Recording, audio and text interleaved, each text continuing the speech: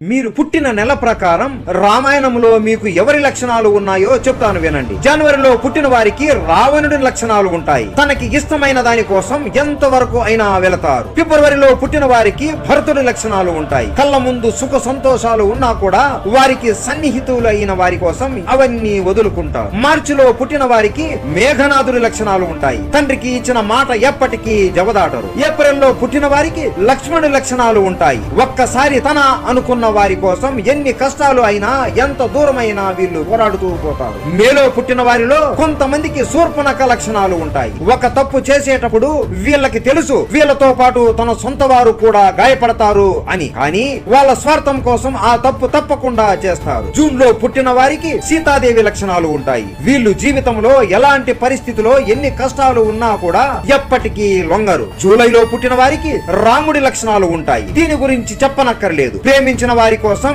ఎక్కడికైనా ఎంత దూరమైనా ఎంత కష్టమైనా వెళ్లి ఆ ప్రేమను సాధిస్తారు. ఆగస్టులో పుట్టిన వారికి ఊర్మిళాదేవి లక్షణాలు ఉంటాయి. తన అనుకున్న వారి కోసం ఎన్ని సంవత్సరాలు అయినా ఎదురు చూస్తూ వాళ్ళ జీవితాన్ని అర్పిస్తారు. సెప్టెంబర్ లో పుట్టిన వారికి విభీషణుడు లక్షణాలు ఉంటాయి. తప్పు చేసేది సొంత వారు అయినా కూడా ధర్మము ఎటువైపు అయితే ఉంటుందో అటువైపునే వీళ్ళు నిలబడతారు. అక్టోబర్ లో పుట్టిన కొందరికి మాంతారా లక్షణాలు ఉంటాయి. వాళ్ళు బాగుండాలి అని పక్కన వాళ్ళు జీవితాలను నాశనం చేయడానికి చూస్తూ ఉంటారు. నవంబర్ లో పుట్టిన వారికి కుంభకర్ణుడి లక్షణాలు ఉంటాయి.